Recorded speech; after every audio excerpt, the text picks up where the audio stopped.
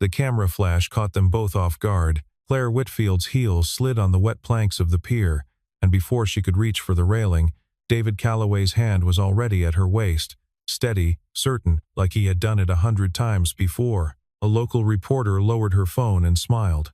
"What does your husband do for a living?" Claire opened her mouth, closed it, looked at David, whose grip had not loosened. Then she smiled back at the reporter and said nothing at all. Before this story unfolds any further, here is a question worth sitting with. If you had 1 second to correct a stranger's mistake, and correcting it meant letting go of something you didn't know you wanted, would you say the truth, or would you stay quiet? 6 weeks earlier, the Isle of Hope dock smelled like low tide and cedar shavings, and David Calloway was on his knees in the belly of a 42-foot sailboat, running his palm along a hull seam that had been leaking for longer than the owner wanted to admit. He worked with a kind of patience that didn't announce itself. His daughter, Wren, sat cross-legged on the dock above him, humming while she sorted screws into a coffee can by size, a habit her father had taught her without ever calling it a lesson. Claire arrived at 10 minutes past 9, in low heels that were wrong for the dock and a blazer that was wrong for the heat, and she stood at the edge of the gangway for a moment before she called down into the hull, "Mr. Calloway?" He looked up, sawdust on his forearm, sun already deep in his skin, eyes that took a second longer than most people's to focus on a stranger. "That's me, Claire Whitfield. I called about the boat." He didn't recognize the name the way most people in Savannah would have, the way that made people straighten their collars or lower their voices. He just nodded and wiped his hand on his jeans before offering it to help her down the ladder, which she did not take and then took anyway, because the alternative was undignified in a skirt. The boat, she explained, had belonged to her grandfather, and it needed to be seaworthy, or at least seaworthy looking in time for the reopening gala of the Whitfield Heritage Inn at the end of the month. David asked practical questions. Draft, age of the hull, whether she wanted it to actually sail or just sit pretty at the dock for photographs. She hadn't expected the question, and she found she didn't have a fast answer. "Both, I think," she said. "It should be able to do the thing it's for, even if nobody asks it to." He looked at her a beat too long, the way a man looks at a sentence he didn't expect to hear from someone in a blazer. "I can do that," he said. Wren leaned over the dock rail, upside down, hair swinging. "Is she going to be here a lot?" Wren. David didn't look up, but there was a smile in it. "I don't know," Claire said honestly, surprised at the question, surprised more at how much she wanted the answer to be yes. "Probably to check on the progress." "We're slow," David said. "Fair warning, I like slow things done right." It was a small sentence. It shouldn't have landed the way it did, but something in the way he held her gaze a half-second longer than the conversation required made the air on the dock feel different than it had 5 minutes earlier, and neither of them mentioned it, and neither of them forgot it. Over the following days, Claire found reasons to return that had less to do with fiberglass and more to do with the particular quiet of the dock at that hour.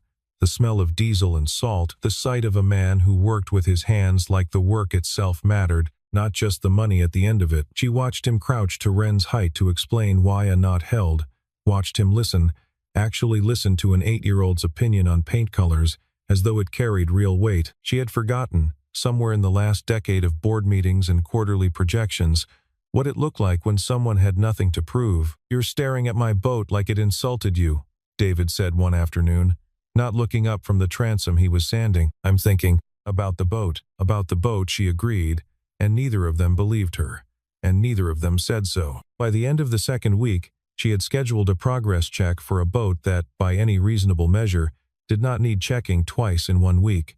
She told herself it was due diligence. She told herself several things that week that were not entirely true. The notebook was open on the workbench when Claire came down the ladder one gray Tuesday, and she wasn't trying to look. It was just there, pages fanned by the harbor wind, and the drawings on it stopped her mid-sentence.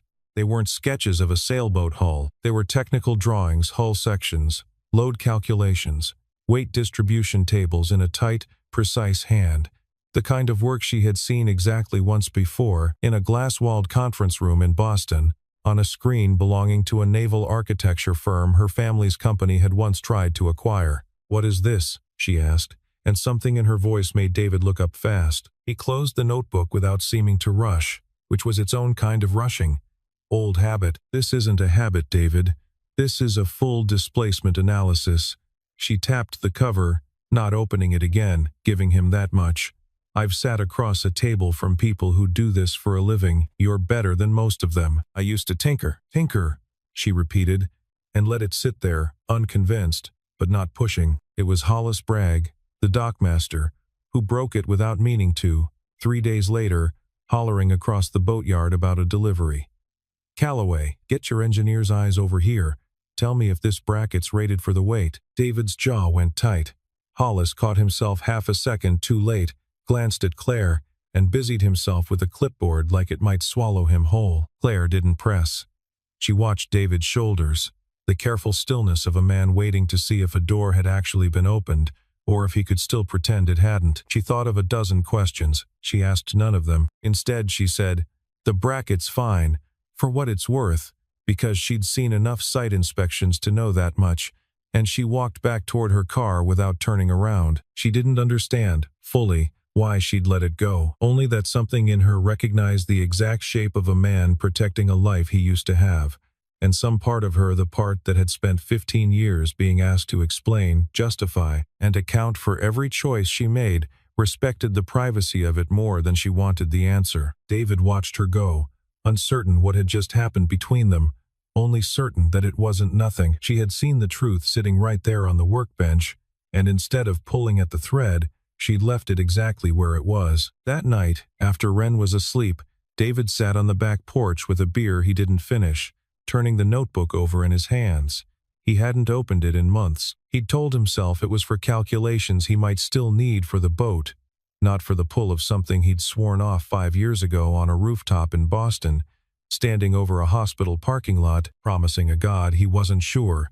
He believed in that he would never again let a blueprint matter more than his daughter's bedtime. He thought about the look on Claire's face when she'd seen the drawings, not triumph, not curiosity dressed up as gossip, but something closer to recognition, like she too was carrying something people didn't ask about because they were afraid of the answer. He didn't know what to do with a woman who found his secret and chose, deliberately, not to use it. 3 miles away, in a house too large for one person, Claire sat at her kitchen island with a glass of wine she wasn't drinking, replaying the moment on the dock. She could have asked. She was good at asking. It was, in some ways, the only skill her family had ever properly taught her. But she had watched David Calloway's hands go still around that notebook, and some old, tired part of her had thought, everyone in my life asks me for something. I don't have to be one more person doing that to him. She didn't have a name yet for what she was feeling. She only knew that she had learned something true about the man on the dock, and that the not saying it felt, unexpectedly, like the beginning of trust. The conference room on the 14th floor smelled like fresh coffee and old money, and Preston Whitfield sat at the head of the table like he already owned the chair, which technically he did not. "You've missed 2 site walkthroughs this month," he said, sliding a folder across the polished wood without looking at Claire directly. "The board is asking questions. The board asked me to deliver a boat for the reopening." "I'm delivering a boat." "The board asked you to deliver a hospitality relaunch that convinces 4 regional investors this family still knows how to run a company." Preston's voice stayed level, which was somehow worse than if he'd raised it. "Instead, you're spending your mornings at a boat dock with a repairman. His name is David Calloway, and he's the best hull man on this coast, which you'd know if you'd ever set foot on that dock yourself." Preston smiled the way he always did when he was losing an argument and wanted her to think otherwise. "I'm not questioning his skill. I'm questioning your priorities." Claire held his gaze until he looked away first, which he always did eventually, though it cost her more than she let show. She gathered her folder and left before the conversation could go anywhere further, and she told herself, walking to the elevator, that Preston's opinion of her schedule was not worth the headache building behind her eyes. She ended up at the dock anyway, an hour later, telling herself it was to check the mainsail rigging. David and Wren were at the ice cream stand 2 blocks down. David crouched on the curb so he was eye level with his daughter while she deliberated between 2 flavors, like the fate of the harbor depended on it. Claire almost kept walking. Then Wren spotted her. "Miss Claire, come tell my dad that mint chip is a real flavor and not weird." "It's not weird," Claire said, arriving at the curb, feeling suddenly and strangely nervous. The way she hadn't felt walking into rooms with nine-figure decisions on the table. "See?" Ren said, triumphant, and made room on the curb without asking anyone's permission, the unthinking generosity of an 8-year-old who hadn't yet learned that adults were supposed to negotiate their way into each other's afternoons. David glanced up at Claire, a silent question in it, an offer she could decline, and she sat down on the curb next to his daughter in a blazer that cost more than most people's monthly rent, and ate a scoop of butter pecan out of a paper cup with a small wooden spoon, and for 11 unhurried minutes she was not the CEO of anything. She was just a woman on a curb, listening to a little girl explain with total conviction why the dolphins near the marina probably had names, even though nobody had asked them. David didn't say much. He watched Ren, and once or twice he watched Claire watching Ren, something unreadable moving behind his eyes. "You're good at this," Claire said quietly, while Ren ran ahead to press her nose against a bakery window. "At ice cream?" "At this. All of it." She gestured, vaguely, at the whole unhurried shape of the afternoon. "I don't know how to do this. You're doing it right now." She didn't have an answer for that, so she didn't give one, and the silence between them wasn't uncomfortable, which surprised her more than anything he could have said. From the window of a parked car across the street, Preston watched the three of them on the curb, the CEO, the repairman, the child between them, like they belonged to each other, and something in his expression sharpened into calculation. He didn't know yet what he would do with what he was looking at, but he filed it away, the way he filed away everything that might someday be useful, and he drove off before Claire could see his car. The night before the gala, the dock was empty except for the two of them, the water black and quiet under the hull lights, the boat finally finished, finally right. Claire had come to check the rigging one last time, or so she'd told herself in the car, though she suspected David saw through the excuse the way he seemed to see through most things she said without meaning to reveal. "Wind's picking up," he said, and before she could answer, he was draping his jacket over her shoulders, the canvas still warm from his body, smelling like cedar and salt. She didn't say thank you. It didn't seem like the kind of gesture that needed one, and some instinct told her that saying it out loud would make it smaller than it was. They stood at the bow, close enough that their arms nearly touched, watching the harbor lights ripple on the water. "Can I ask you something?" Claire said. "Go ahead. Does it ever feel like you're supposed to be someone, and you're not sure you want to be them anymore?" He was quiet long enough that she thought she'd overstepped. Then, every day for about 2 years. Then one day it stopped. "What changed?" "I stopped asking myself who I was supposed to be, and started asking who Ren needed me to be." He looked at her sideways. "That's not an answer to your question, is it?" "It's a better one than I was going to give myself." She told him then, in pieces, about the company her grandfather built and her father expanded, and she was now expected to carry, without dropping, about board members who watched her for the first crack, about a name that opened doors, and also closed them, because no one ever quite believed she'd walk through on her own. David didn't offer advice. He didn't try to fix it. He just listened. The way he listened to Ren explain dolphin names, like the thing she was saying mattered simply because she was the one saying it. "You don't have to prove you deserve the chair," he said finally. "You already have it.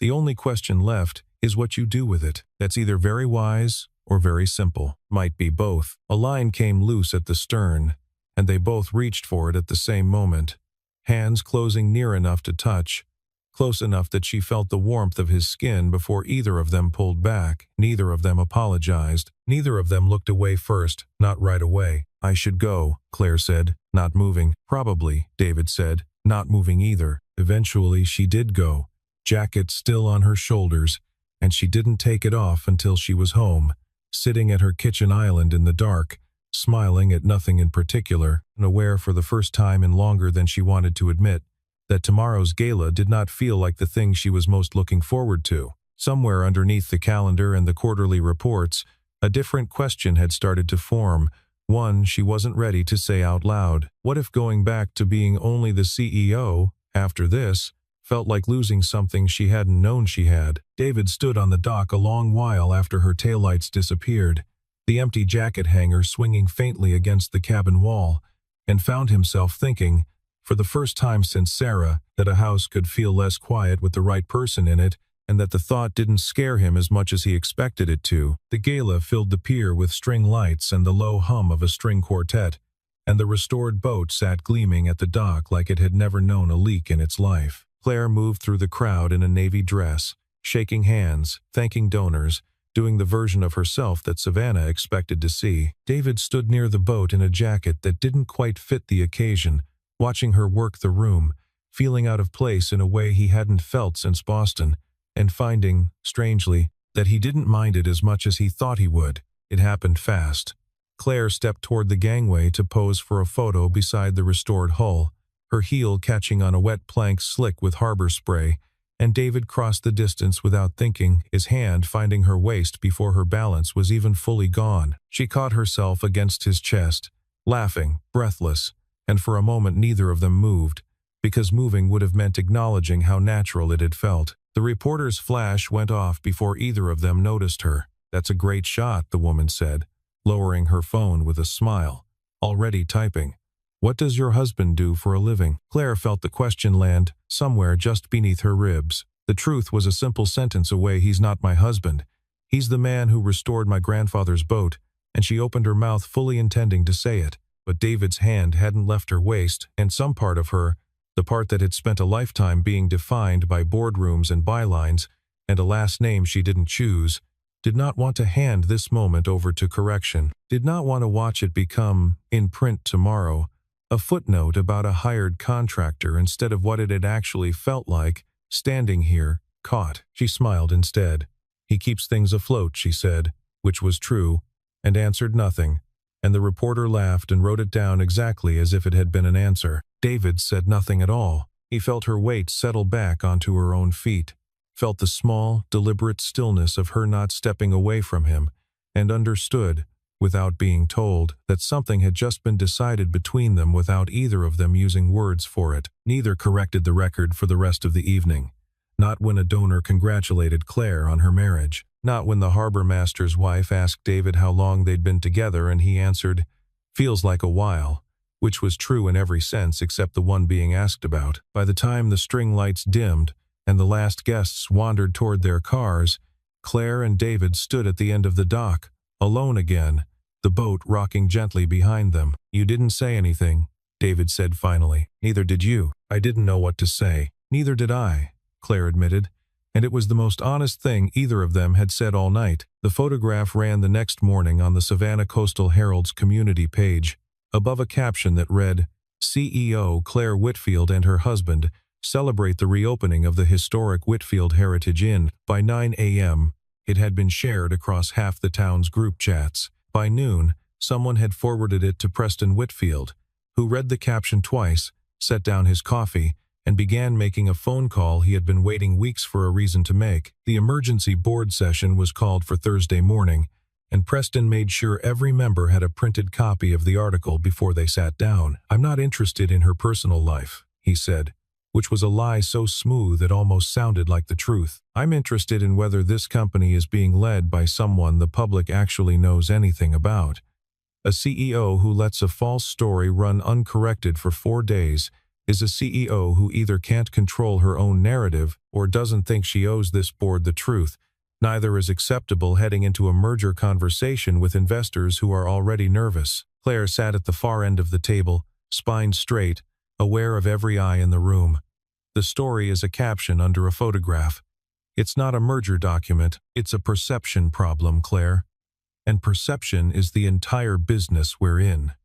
Preston folded his hands. "I'd like to propose that the board formally request a public statement from you, correcting the record, before Friday's press cycle closes." She could feel the room leaning toward him, the particular gravity Preston always managed to generate in that building, and she understood, with a small cold drop in her stomach, that this was no longer about a caption. It was about whether she still had the authority to decide what she did and didn't have to explain about her own life. It was Hollis Bragg who changed the shape of the room, though nobody on that board had expected to see a dockmaster in a boardroom that morning. He'd asked David the night before, standing in the boatyard with his cap in his hands like a man at a funeral. "I can't watch that girl get taken apart by that snake, while the one thing that'd stop him sits locked up in your workshop," he'd said. "Let me say it, David. Just the work. Nothing else. David had stood a long time before answering, jaw tight, the old fear rising in him, the fear of being known again, of a name following him back into rooms he'd spent 5 years avoiding. Just the work, he'd finally said. Not Sarah, not why I left.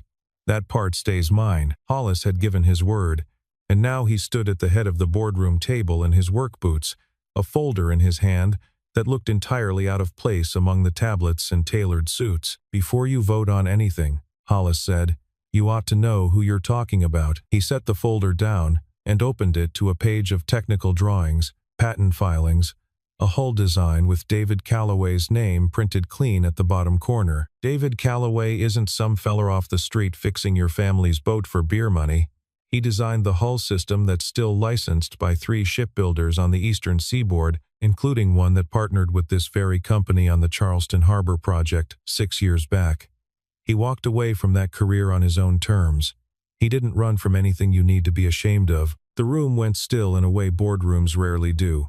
One member flipped through the patent filings twice, as if the second read might change what the first had said. Preston's mouth opened and then closed, the ground shifting under an argument he hadn't prepared to lose. Claire sat frozen for a different reason entirely. She looked at the folder, at the name she already knew, at a truth she had chosen not to chase down herself out of something like respect, and understood that Hollis had just handed her a weapon she had never asked for and wasn't sure she wanted to use. After the meeting adjourned in confusion, no vote taken, Claire found Hollis in the hallway.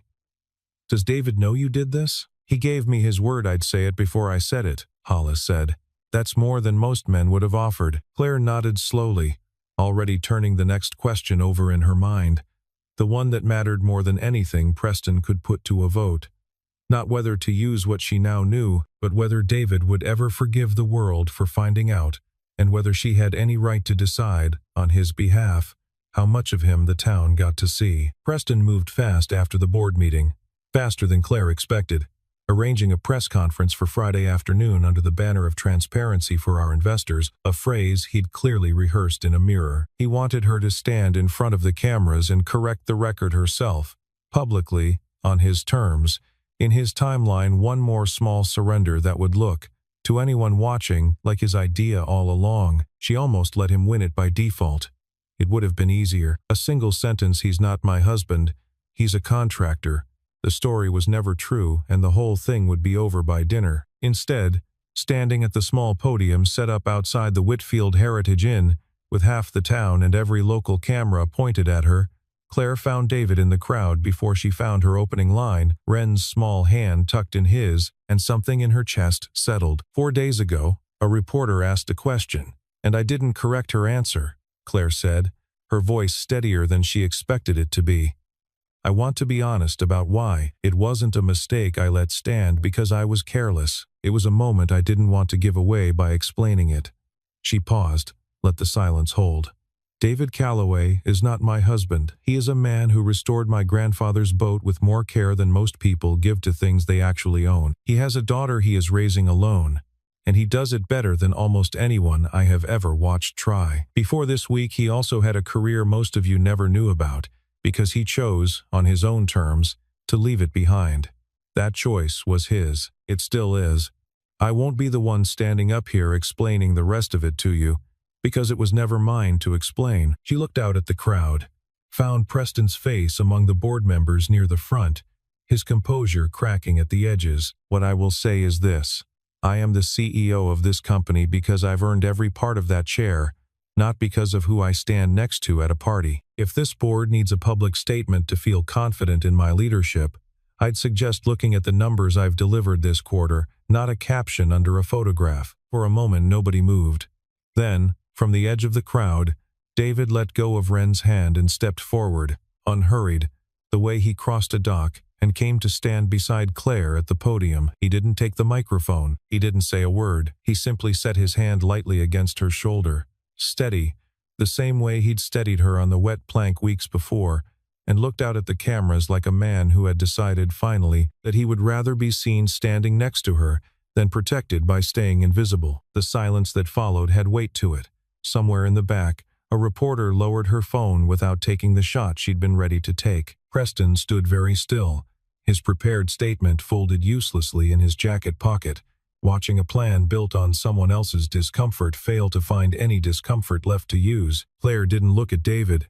She didn't need to. She could feel the warmth of his hand through her blazer, could feel the exact moment the whole crowd understood that whatever this was between them, it wasn't going to be explained today, and it wasn't going to be taken apart either. Ren, still at the edge of the podium, watched her father stand beside a woman who had chosen, in front of an entire town, not to let go of him, and though she was only 8, she understood something true was happening, even if she didn't have the words for it yet. The board vote came 3 days later, quiet compared to everything that preceded it. Claire retained her position unanimously, minus one abstention that everyone understood to be Preston's, and by the end of the month, he had resigned from the board entirely, citing differences in strategic vision, a phrase that fooled absolutely no one in Savannah's business circles.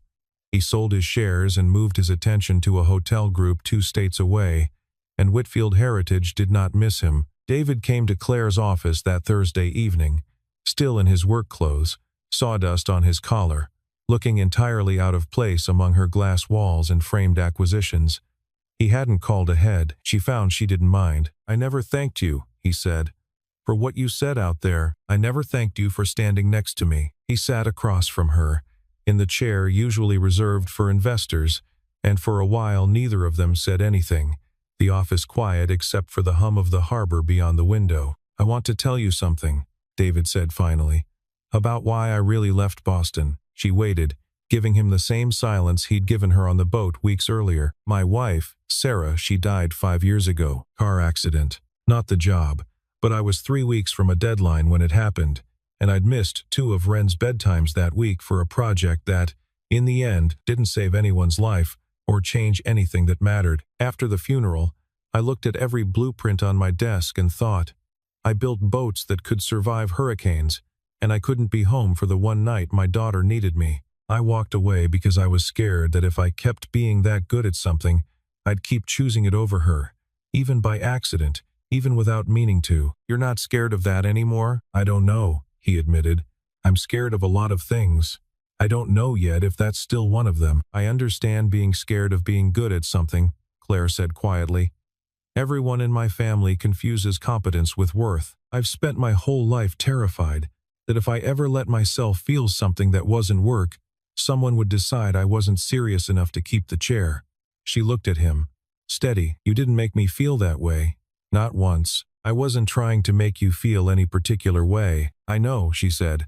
"That's why it worked." The quiet between them stretched, comfortable now in a way it hadn't been in the boardroom or on the podium, just 2 people, finally saying true things out loud, in a room with no cameras and no board members and no last names attached to the conversation. It was Ren who broke it, 3 days later, sitting between them on the dock at sunset, swinging her legs over the water while David checked a line and Claire watched him do it, the ordinary rhythm of an evening that had started to feel less like a visit and more like a habit. "So are you," like Ren squinted, working out the sentence with the particular seriousness of an 8-year-old, asking the question every adult in the scene had been avoiding. "Are you my dad's?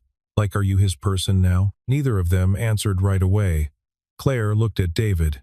David looked at Claire, and in the space where an answer should have been, something passed between them that didn't need words, an agreement neither of them was ready to name out loud. But neither of them denied either, and Ren, watching both their faces, seemed satisfied enough with that. 3 weeks later, a marine restoration firm out of Charleston reached out to David about consulting on a historic vessel project docked at the Whitfield Heritage Inn itself, a slow, careful restoration that would take the better part of a year. David almost said no out of habit before he'd even heard the terms. Then he heard them. Part-time, local, his own hours, built entirely around Ren's school schedule.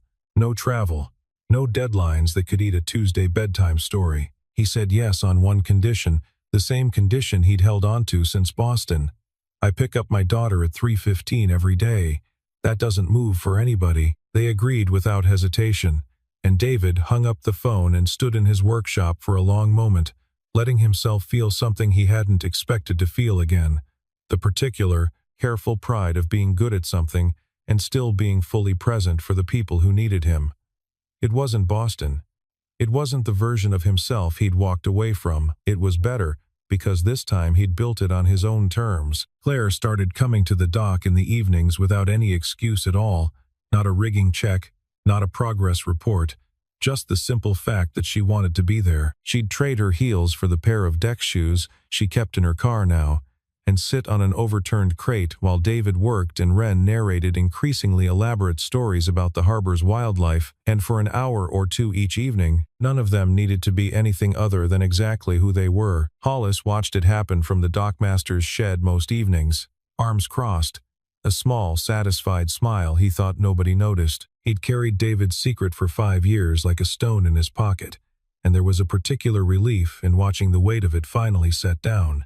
Not because it had been forced out of anyone, but because it had, in the end, made room for something good instead of taking something away. One evening, after Wren had fallen asleep in the truck and David had carried her in, he came back down to the dock and found Claire still there, barefoot on the weathered planks, looking out at the water gone dark and silver under a rising moon. "No camera this time," he said, coming to stand beside her. "No camera," she agreed. "No reporter asking questions. No reporter." He reached over and took her hand, simply, without ceremony, the way he'd have picked up a tool he'd used 1,000 times before and trusted completely. She didn't pull away. She laced her fingers through his instead, and they stood there a long while, saying nothing, because for the first time in this whole strange, sideways story, nothing needed correcting, and nothing needed to be said out loud to be true. A year to the week after the gala, the same pier filled again with string lights, this time for the Isle of Hope Community Festival, and a smaller affair with paper lanterns instead of press releases, and a band that played requests instead of a string quartet reading from a program.